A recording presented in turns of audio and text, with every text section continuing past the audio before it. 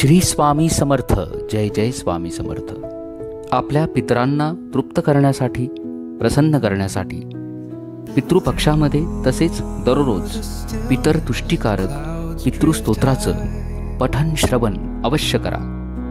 अर्चितानां मूर्तानां पितॄणां दीप्ततेजसां नमस्यामि सदा तेषां ध्यानिनां दिव्यचक्षुषाम् इन्द्रादीनां नेतारो दक्षमारीचयोस्तथा सप्तर्षीणां तथा नेषां तान् नमस्यामि कामदान् मनवादीनां मुनीन्द्राणां सूर्यचन्द्रमसोस्तथा तान् नमस्याम्यहं सर्वान् पितॄनप्सु दधावपि नक्षत्राणां ग्रहाणां च वायवग्नो नभसस्तथा द्यावा पृथिव्योश्च तथा नमस्यामि कृताञ्जलिः देवर्षीणां जनितृश्च सर्वलोकनमस्कृतान् अक्षयस्य सदा दातृं नमस्येयं कृताञ्जलिः प्रजापते कश्यपाय सोमाय वरुणाय च योगेश्वरेभ्यश्च सदा नमस्यामि कृताञ्जलिः नमो गणेभ्यः सप्तभ्यस्तथा लोकेषु सप्तसु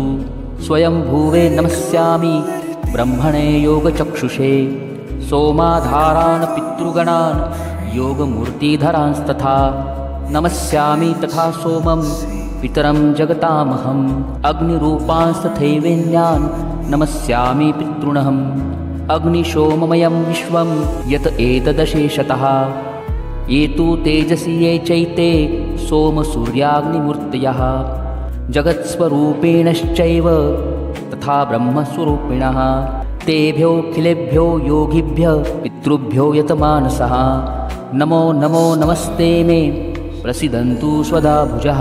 श्री स्वामी समर्थ.